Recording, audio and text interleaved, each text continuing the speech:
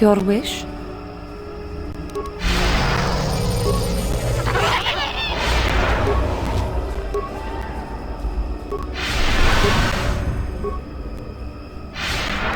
Yes?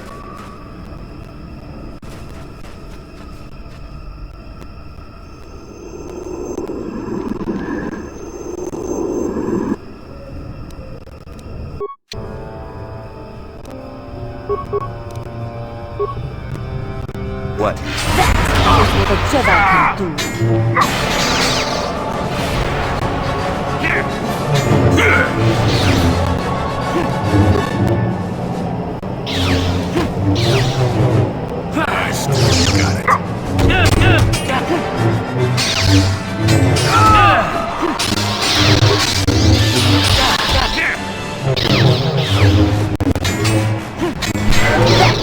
What a Jedi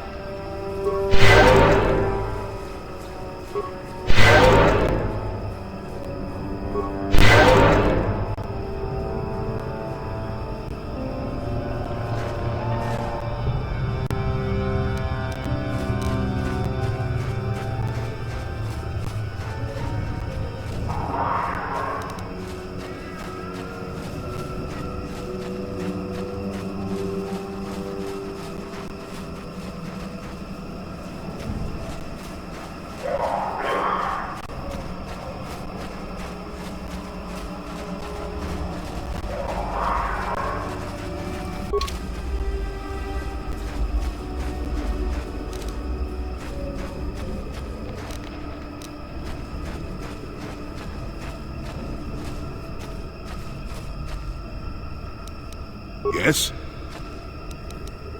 What?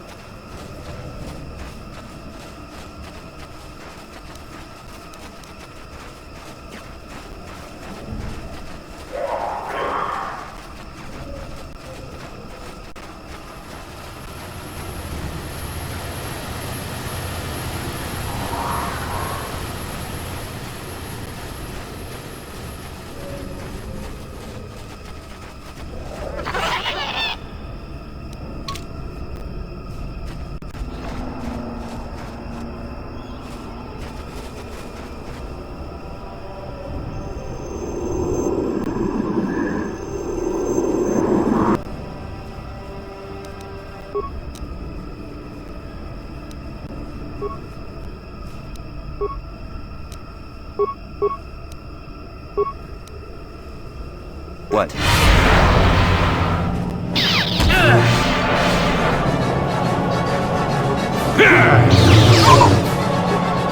That is what a Jedi can do.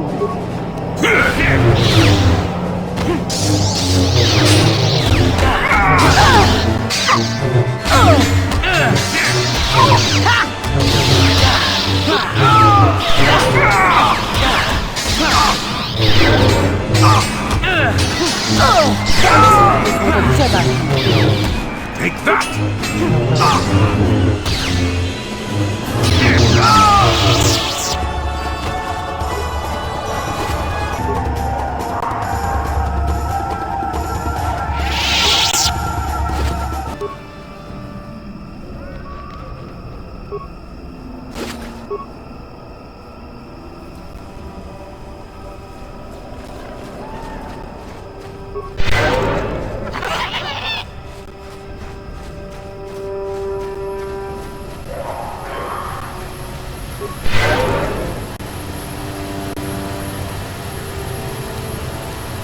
What is it?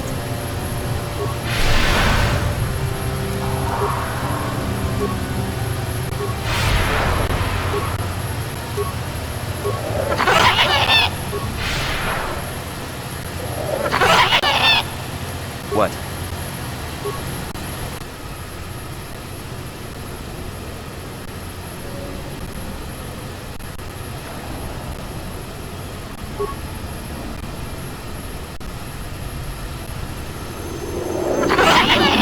You have interrupted our hunt, interloper. Inhabitants of this world can do little against us.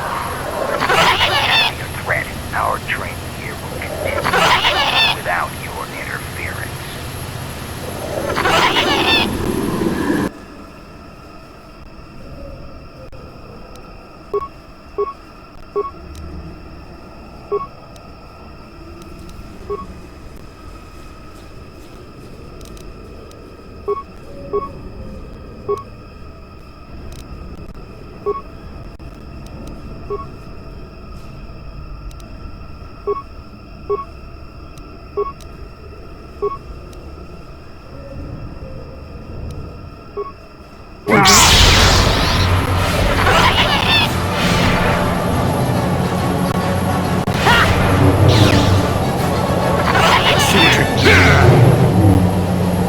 For the Republic! You will fall!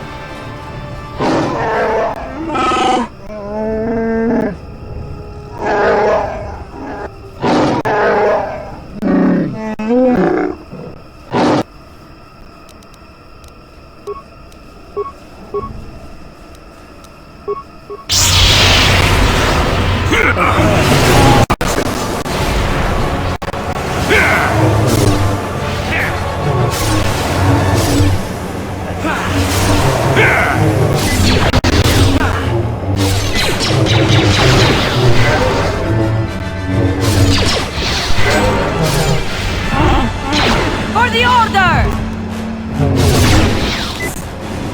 For the Republic!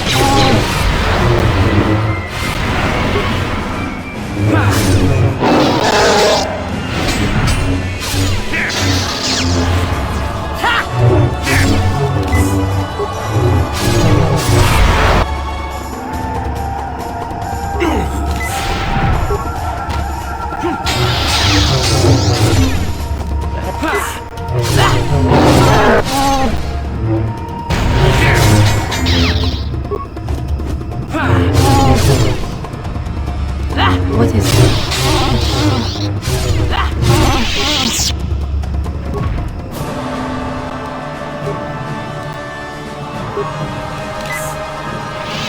What?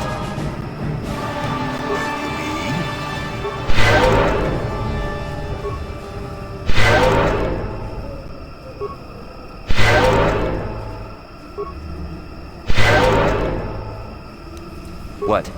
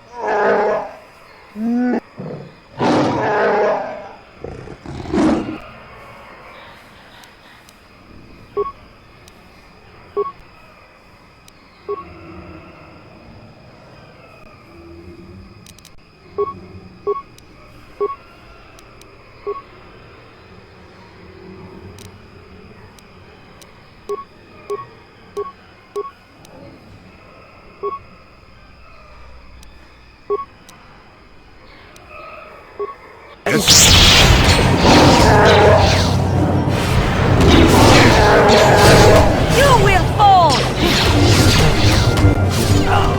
For the order! For the Jedi can do.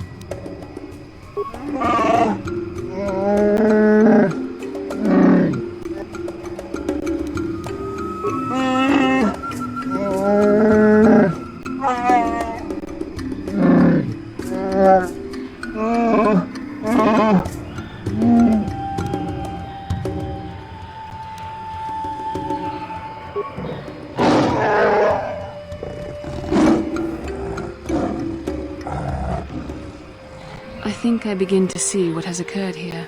We should speak to Jarek at once.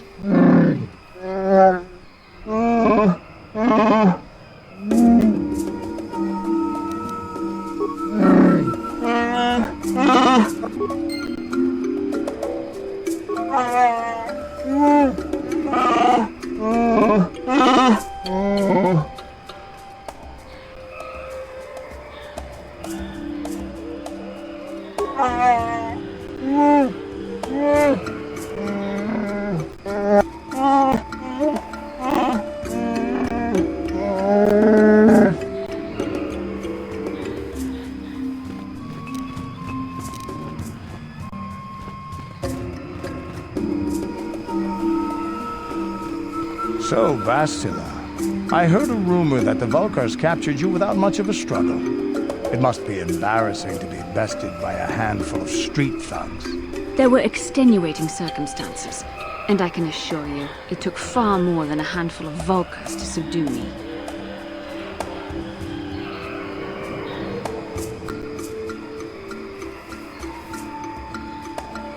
Whatever you say. All I know is that if we had more Jedi like Bastila fighting against us in the Mandalorian Wars, my side might not have lost. Bold talk from a broken-down mercenary who was serving at Davik's heel.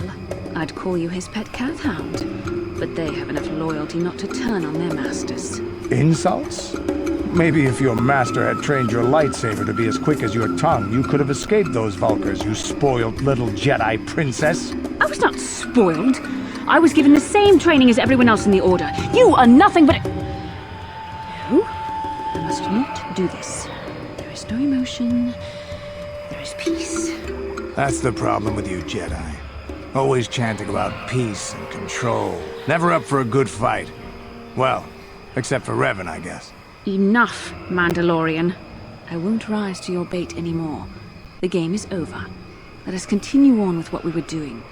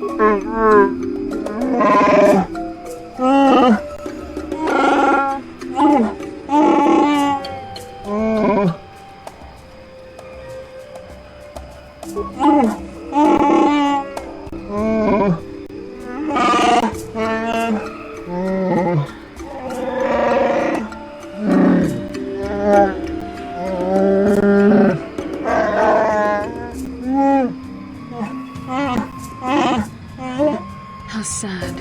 It feels like the right thing to do, but to destroy a hero.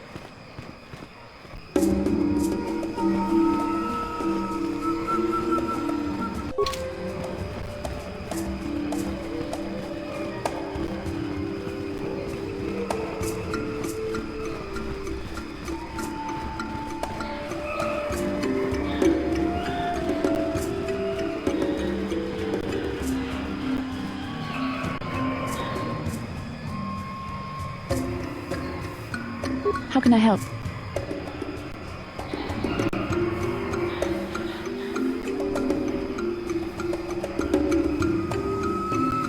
Yes, I suppose I can understand your curiosity, given the bond that connects us. Very well.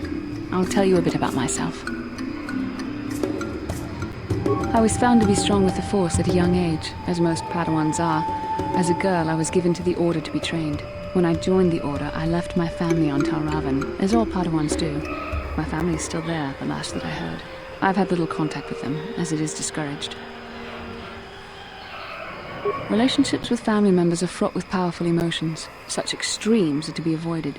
Anger and hate are the worst, but even love can lead to folly.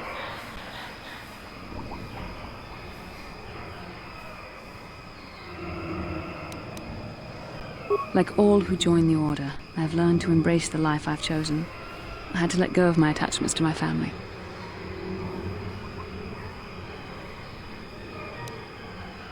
It can be a hard lesson to learn. I was not on good terms with all of my family, but I do remember missing my father terribly for a long time.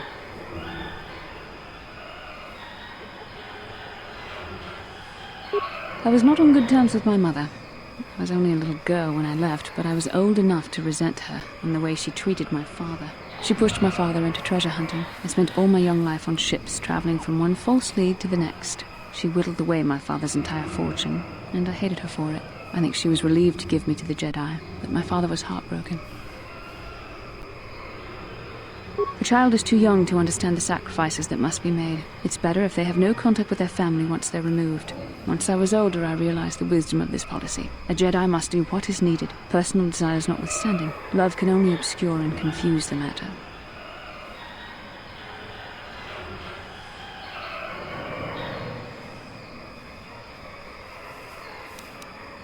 Even a Jedi cannot always control the feelings of the heart. We must do our best to guard against it, no matter what the cost. But some sacrifices are harder than others.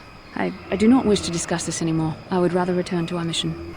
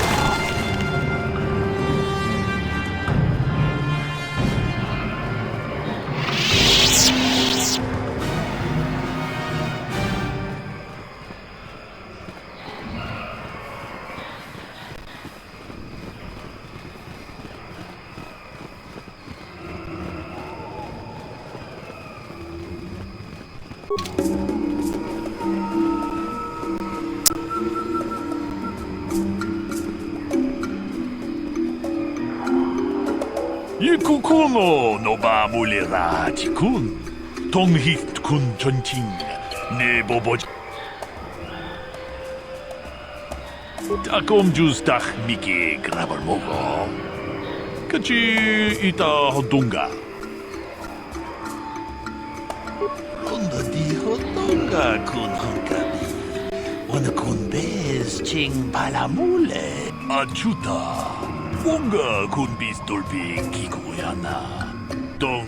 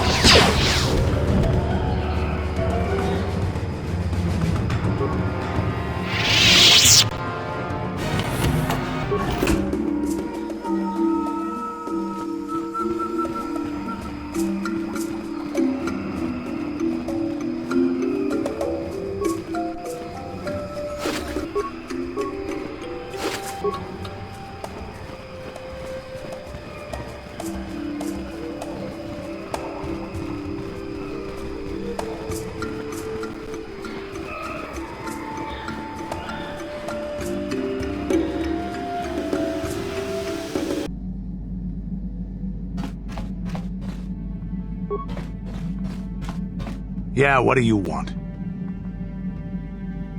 You want another war story, huh? You want to hear about some other world getting wasted, eh? I knew you were the type. Your stagnant republic has never seen some of the strange creatures and races we fought on the Outer Rim in those years. And you never will now.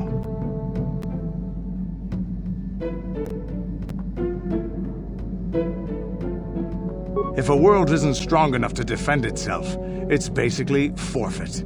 But this story is about something a little different. We were going through the asteroid fields of the Crispin system at the very edge of the galaxy, playing with the pirates and smugglers we found there. The main belt in the Crispin system consists of mainly small rocks covered in frozen methane gas shells, and the pirates were using them for cover.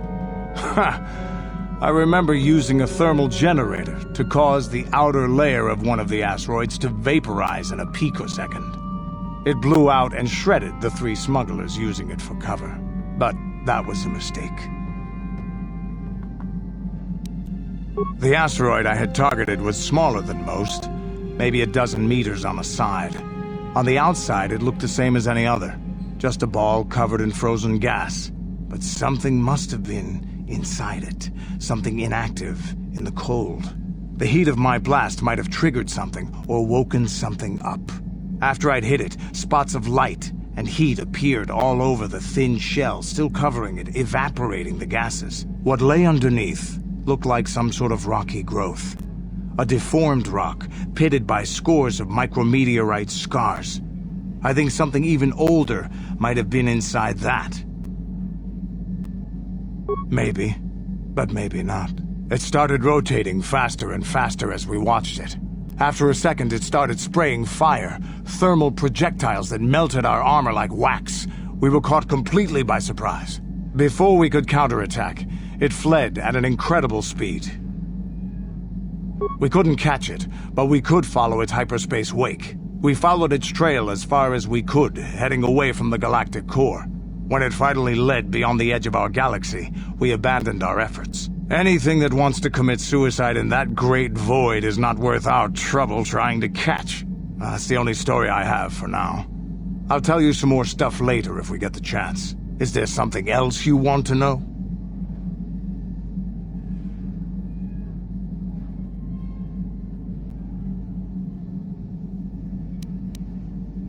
Your choice. I'm here if you want something done right.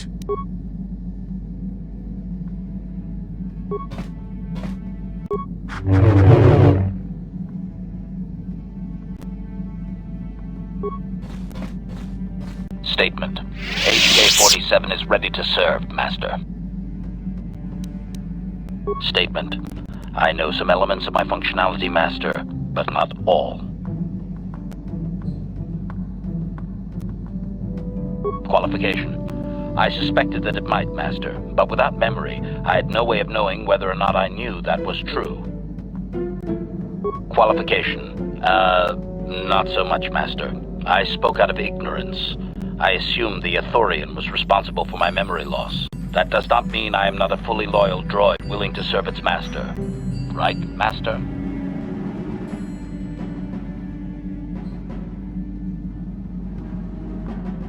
Answer. There have been numerous repairs and tampering made to my system, Master. Several systems are not operating as they should be. The fact that my memory is incomplete may be due to meatbag incompetence, or something else I am unaware of. Answer. Some of my motor functions can be safely repaired, Master, but anything in relation to my memory core is extremely sensitive. I have safeguards installed to protect that core that I cannot deactivate. It is not impossible that other, lesser memory functions could be restored, however. Answer. You may attempt to restore portions of my deleted memory, Master, but some skill at repair is required. The deeper functions of my core memory, however, would still be unadvisable to tamper with. Conjecture. It is possible that some external stimulus might result in the memory core being reactivated, but I am unaware of any program existence to do so.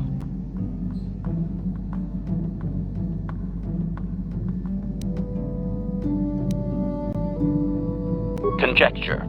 There may be hidden programming that awaits certain conditions to reactivate my memory core, Master, but there is no way to know. It is quite possible that tampering has simply erased my core permanently. If that is so, a meatbag will surely pay. Answer. Simply tell me that you wish to make the attempt, Master, and I will attempt to walk you through it. Please do be careful.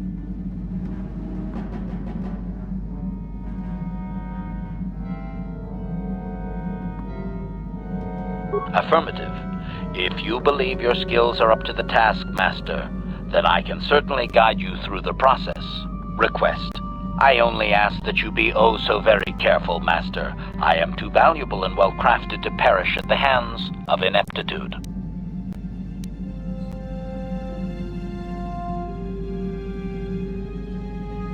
As you desire, Master. I cannot help but claim a small amount of relief. Signing off.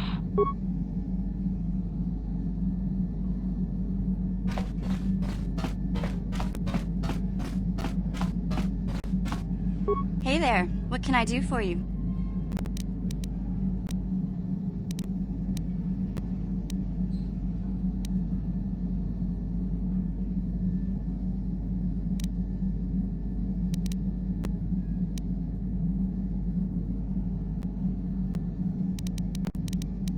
I'm worried about Griff and his latest plan. I got a bad feeling about it. He doesn't know anything about brewing Teresian ale. And now he's got himself mixed up with the exchange. Sometimes Griff can be so stupid. Part of me just wants to let him get what's coming to him. Why not? He turned his back on me. He abandoned me on Terrace, so maybe I should just leave him high and dry now. Maybe a couple broken kneecaps will do him some good. Maybe that's just the kind of jolt he needs to turn his life around. Only, what if they do something worse? They might kill him. I don't want him to die. He doesn't deserve that. But I just can't keep supporting his crazy schemes. Someone has to teach him a lesson.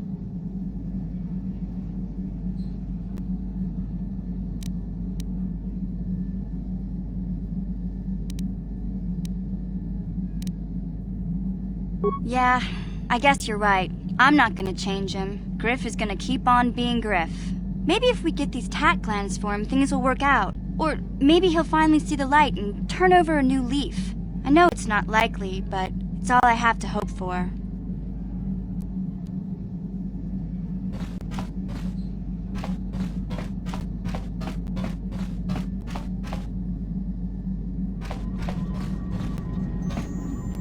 How may I be of assistance to you, Padawan? What is it you would like to speak to me about?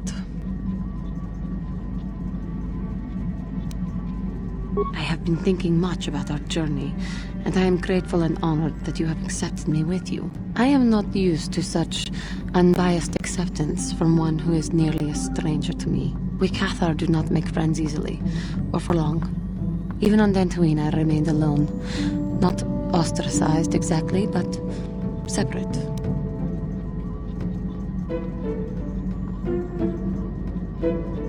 Yes, it was. I find it difficult to speak of those things. I do not want to live that way ever again. And here, it seems different. It is warming. I feel almost welcome.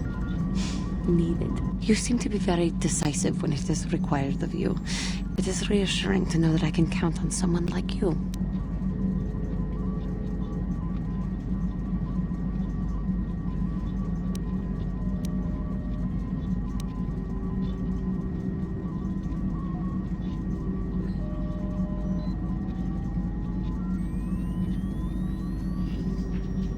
Yes, and that is my point.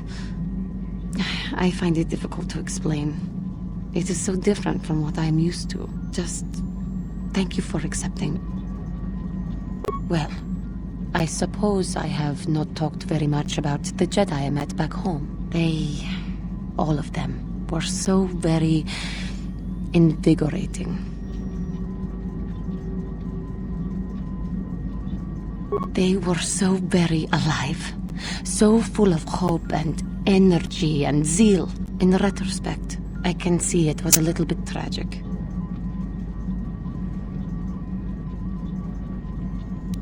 Those Jedi were going to fight the Mandalorians just after they had invaded.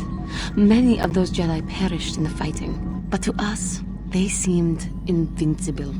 Especially their leader, who they talked about all the time. Paragons of light and justice, sweeping away all iniquity before them. It was like looking at gods.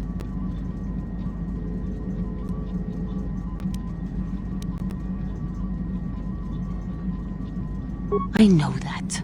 I was using poetic license. But those Jedi, they were enthralling. Everyone wanted just to touch them. Some people thought it would bring them luck.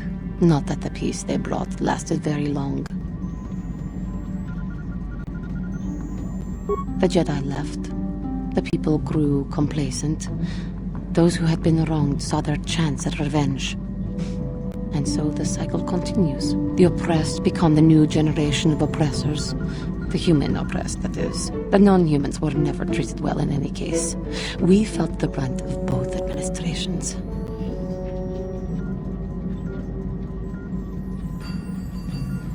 Of course it was. They took their frustrations and hate out on us because the people they wanted had already fled or were too well protected. But no one looks out for the injustices we suffered. Oh no, but I am sorry. I should not have outbursts like that.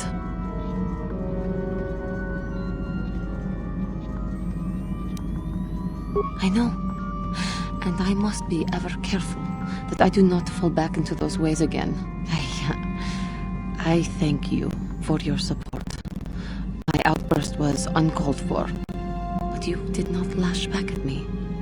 You are a much better Jedi than I, it would seem. But let us not speak more of this now. We should continue on our journey. Perhaps later we will talk again.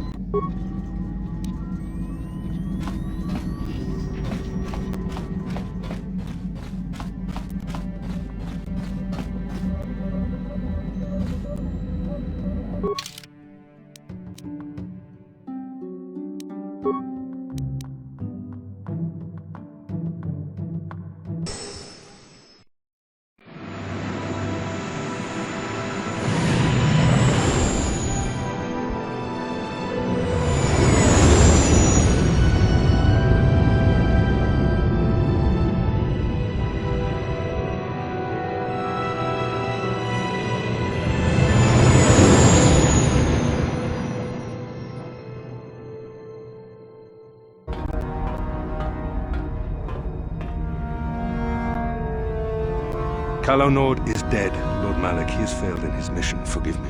The penalty for failure is death, Admiral Kareth. But the failure was Calo's, not yours. You may rise. Shall I hire another bounty hunter, Lord Malak? No mere bounty hunter can stand against a Jedi. I shall not make the same mistake again. My apprentice, Darth Bandon, shall take care of our young Jedi friend.